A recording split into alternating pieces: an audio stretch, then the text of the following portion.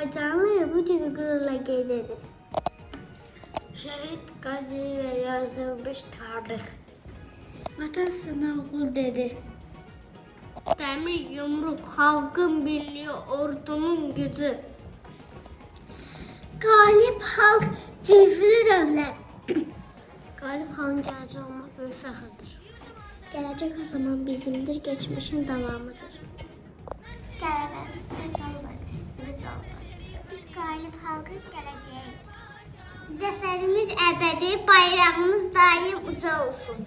Üç bayrağımız saladan uca olsun. Sən hərci qəlbində alanlandın. Bayrağımız Qarabağda qürurla dalgalanır. Vətən sevgim zəfər Azərbaycan olsun.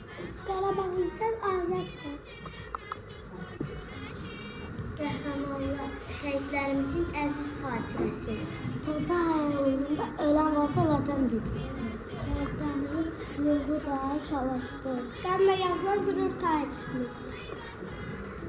Biz zəfər qazanmışıq, düşməni dağ çəkmişik.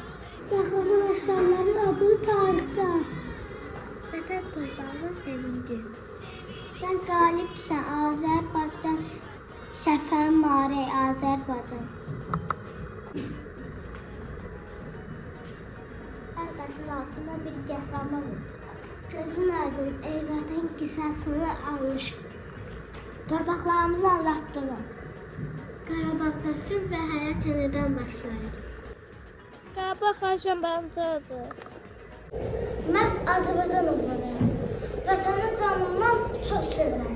Bayrağımı uca tutacağıma, torpağımı qoruyacağıma.